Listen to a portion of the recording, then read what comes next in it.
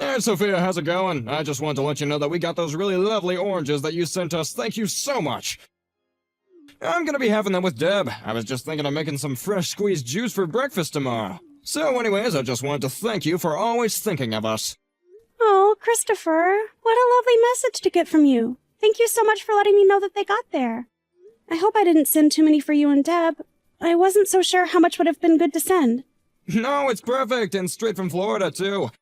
We really are excited to enjoy them, and it's actually perfect because we were just talking about trying to eat less desserts, so this will be a good replacement. Well, I'm happy to have sent them to you, and I hope that you enjoy them. By the way, how is Deb doing? I sent her a message that I had shipped the oranges, but I never got a reply, and I was just a bit worried. Oh, Deb is just fine, but she's been taking naps during the day, so that's probably what it was. I'm sure that she forgot to respond to you, that's all. She just has really bad memory, if you ask me. We are getting old, though, so I'm sorry if that worried you at all. It's not a problem at all. I'm just glad to hear that everyone is doing okay. Sorry to be nosy. Honestly, sometimes I think my wife could learn a thing or two from you, you know? Lately, she's been making up a bunch of excuses about being too sick to do anything around the house. It's actually kind of starting to bug me. Well, it might not be an excuse, you know? I mean, given how hot it's been lately. I can't judge anyone for not wanting to move. Yeah, you're right about that. But I don't think that's all that's going on here. I mean, she has been really against doing anything in the house at all. Well, just take care of each other and make sure you're not pushing yourselves too hard, okay? I wouldn't want to hear that one of you landed in the hospital for heat stroke or something like that. Oh, of course, I'll ask my wife what's been up with her and check that she's really as sick as she says. Oh, right, I actually wanted to ask you a quick question. There's gonna be about a week period in the summer when Deb and I are gonna be away on vacation. Oh, really? So you two are planning on traveling somewhere? Yeah, she says she wants to go to her hometown because there's gonna be a huge family reunion, so that's where we're gonna go. Oh, I see. Well, that sounds like a good chance to catch up with a bunch of people you might have not seen for a long time. Anyways, thank you again so much for the kind messages, and I really am glad that you and Deb enjoyed the gift. But you would be traveling with Deb then, right? Yeah, that's what I was thinking of. It's been a while since her and I have gotten to take a trip together, so this'll be a good chance for that. Not to mention the fact that it really has been a long time since Deb and all her relatives have gotten together. Yeah, I remember Deb mentioning to me once that the last time they did something like this was over a decade ago. But I guess it must be tough to coordinate with so many people. So are you going to try and make any stops along the way for the two of you? Well, there are some nice lodges and hot springs around where her hometown is. I was thinking it could be fun to try and make it out of one of those and relax her old bones. Well, as long as you two have some time to relax by yourselves, that's what's most important. Anyways, I guess I'll tell Dave that you two are going to be away for a while in the summer. Oh yes, okay, please pass it along to him, thank you. Alright then, I think that's it for me. It's been lovely catching up with you, and make sure you're staying cool out there. And come over sometime soon, okay? It's been too long since I've seen my grandson. Well, he really misses both of you too.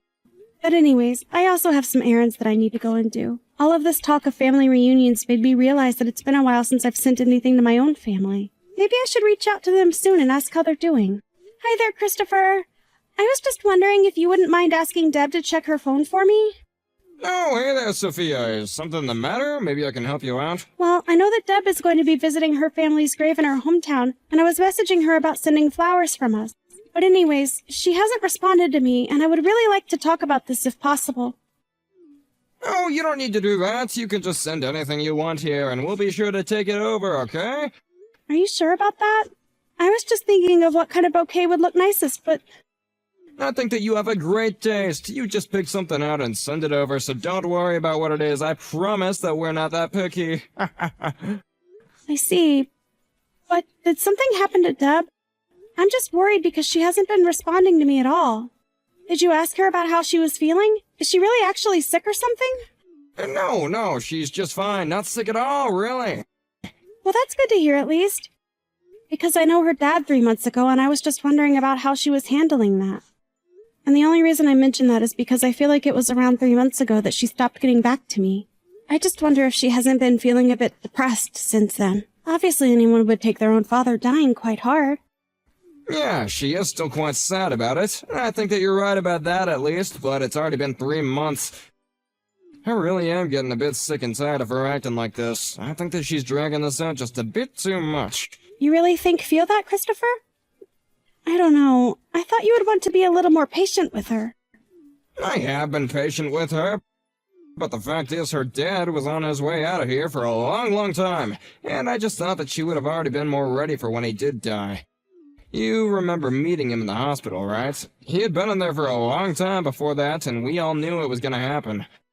Right. Well, I just wonder if maybe there was a big difference for Deb between telling yourself to be ready for it and then actually dealing with it. I understand this, but her dad was already in his 90s. Had a good long life, and just didn't think that she would be mourning for this long. I see. Well, I understand where you both are coming from. But anyways, I really am just trying to get a hold of her. Maybe it would just be better if I went over in person?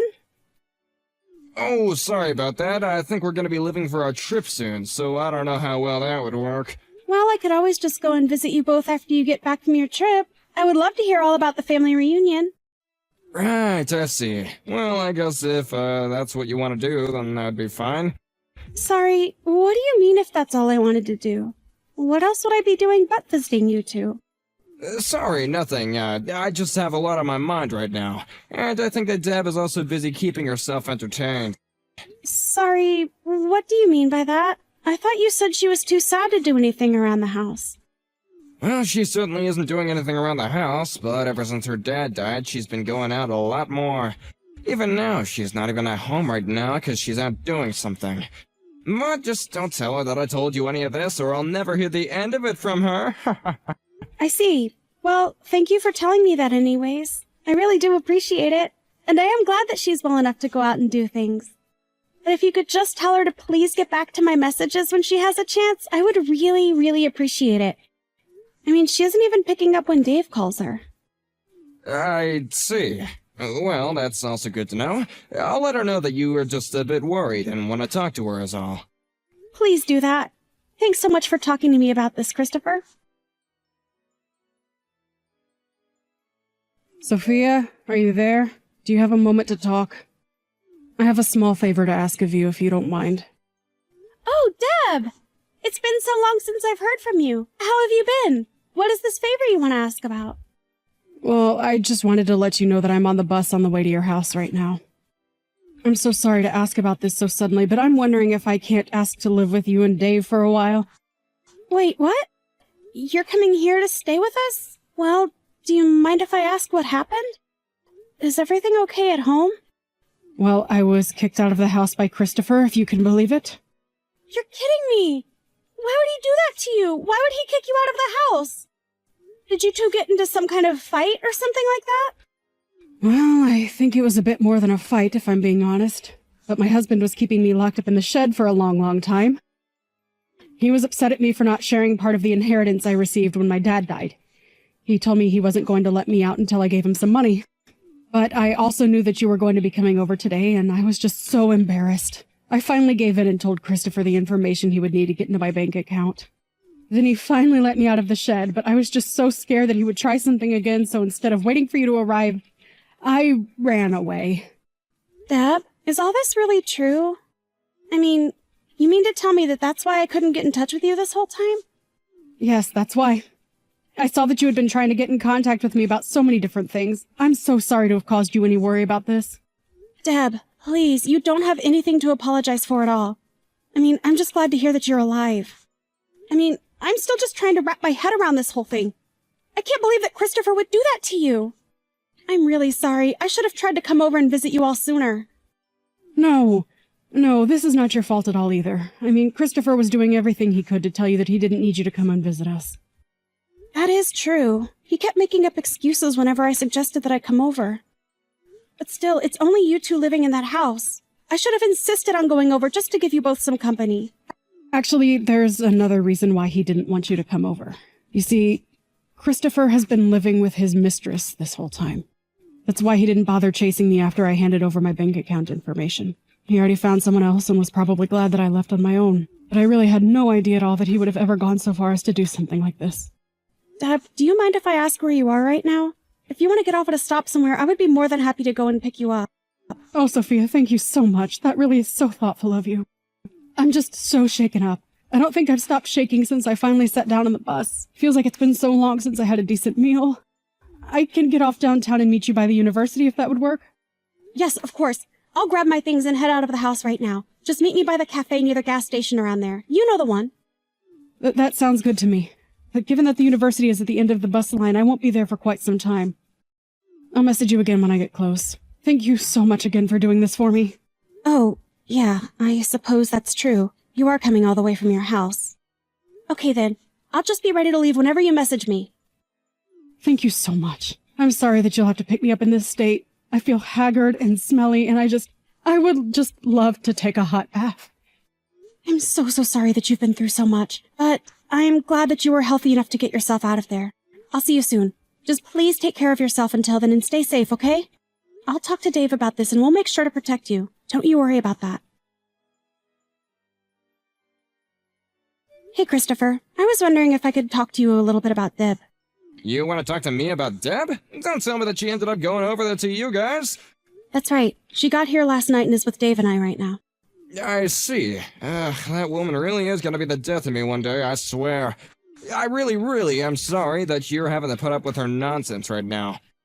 But if you really want to know, she ran away because I caught her cheating on me, and she said that she couldn't stand the guilt. But I had no idea that she would just turn around and run to you. Anyways, her and I are getting a divorce, so feel free to kick her out if you want. Hold on a second. Are you trying to tell me that Deb was the one cheating on you? Because she says that you were the one cheating on her. When are you going to stop lying to me and start telling me the truth? Sophia, I'm sorry that you've gotten dragged into this, but you should know that you can't trust a word that Deb says to you. She's a horrible liar, and she isn't afraid to say anything as long as she gets her way. I really don't think that you know what you're talking about at all. I mean, do you not feel bad at all about what you've done to your own wife? I'm telling you that she was the one who was cheating on me. Please, Sophia, you are letting yourself be tricked by Deb. I mean, did she even give you any proof that I was cheating on her? If you're gonna demand apologies from people, then the least you could do is at least show proof that they actually did something wrong. And here I thought that you would just be an adult about this and own up to what you've done. But fine. If you're really going to act this way, then that's up to you. What are you talking about? You still haven't shown me any proof at all. You can't just accuse me of cheating like this. Say whatever you want. It isn't going to stop your house from being demolished. What on earth are you talking about? Why would my house be demolished? Well, because Dave is heading over to your house with his contractor friend right now. But, wait, why would he demolish the house? Well, I live here. The house is mine. You can't do this. You might live there, but do you know that it's Deb who actually owns the house, don't you? It has always been her house and you both living in it. But, I mean, you're not really gonna demolish the house, are you? This has gotta be some kind of trick. I mean, who even is this contractor friend? I already told you, he's an old friend of Dave's, and Dave called in a favor with him to demolish the house. And according to Deb, you and your lover should be away on a vacation right now. So then there's no one at home, right? Enjoy the rest of your vacation. And you're really just gonna do this without any proof whatsoever? It's no proof. I actually went back to the house with Deb and she showed me the clothes in there that certainly didn't belong to her. Not only that, but you had photos of you and this other woman on the wall, and in your bedroom. It was like you were trying to completely replace your wife. No, it's not like that at all. You don't understand. And just what don't I understand? Telling me that? I mean, you're not saying anything to support your own case, you know. But even your neighbors have backed up the fact that for a while now, a woman who is not Deb has been coming in and out of your house. Okay, I get it, jeez. Just please don't go and demolish my house. I have a lot of really important things in there, and you can't just go and smash them all. Yeah, at least just let me go back home and pack up some things. Maybe then we can talk in person and try to settle this rationally, you know? Oh, don't worry about that. We already did you the courtesy of moving your things into the shed. Nothing is going to be damaged when the house comes down. Oh, and by the way, when Deb came to us, we took her to a branch of her bank right away and changed all of her information so that you couldn't touch a cent of her money. So you'd cut me off from her money then? That's right. It was never yours to begin with, and you shouldn't have been trying to steal from your wife anyways. But, please, okay, let me talk to Deb. I can't get in contact with her at all. She isn't answering my messages. Do you really expect her to want to say a word to you after you treated her like an animal and locked her in the shed? But I didn't even do that, please. This is all just a big mistake. So you're still not going to own up to what you've done, then? Do you have any idea the state that Deb was in when she arrived to us? She looked like she had barely been eating. How could you treat someone like that? It's horrible! No, you don't understand. She's just pretending, okay? She isn't actually hurt. I swear, you gotta believe me. I really just don't know what to do with you anymore. I really misjudged you. But we checked out the shed and it was clear that someone had been living there for a long time. There was even a corner in there that she used as a bathroom. I wish you would just stop lying to me already and admit what you did. Alright, I've had just about enough out of you. This is a matter for me and my wife to discuss, and you need to butt out. You tell Deb that we are going to get a divorce, and that I will be taking half of her assets. Whether she likes it or not, she will be giving her part of the inheritance that she got. What on earth are you talking about? You do know that you won't get things that she inherited as part of a divorce settlement, right? Wait, what? What do you mean by that? I mean that legally, things and money gotten from inheritance are a different legal category than normal assets. So divorcing Deb won't get you anything. You're lying to me, that can't be right. You are lying to me, aren't you? So, you're telling me that you really are doing all this without even making sure the law is on your side? You really are an idiot, do you know that? I can't believe that you did all of this to Deb for something that could have never been yours to begin with. So, wait, you mean that I'm really not gonna get anything at all out of this? Please, just wait, hold on, I'll be home soon, I swear. Just don't do anything until I get there. I'm sorry, but the cranes and wrecking balls have been demolishing the house for the past half hour. My home? I don't believe this, what have you done? I'm sorry, but the only person who should be taking any blame for everything going on right now is you, Christopher. After this, we never, ever want to hear from you again. And when Deb does contact you, it will be through her lawyer. Got it? But I really needed the money. My new woman has expensive tastes, and I've already blown through all my savings for her. Please, you can't just abandon me like this. I really need the money. And just why do you think that's any of our problems? Huh? The next day, Christopher and his mistress got back from their vacation to find their half-demolished house. Needless to say, they were left speechless. The demolition process slowed after that. And for the next 2 weeks, Christopher could watch as the house was torn apart, board by board. He took his things and tried to rent a hotel room, but was quickly running out of money. Knowing this, his mistress realized that he had nothing more to offer and left him. It wasn't long after that when Deb's lawyer reached out about the divorce. But that wasn't all. He was also being charged for kidnapping and illegally holding his own wife. Deb agreed to drop the charges if Christopher immediately signed a restraining order that would keep him away from her. Now, Deb lives with Dave and I. She's been through so much already that we do our best to make sure she doesn't work, but Deb insists on helping out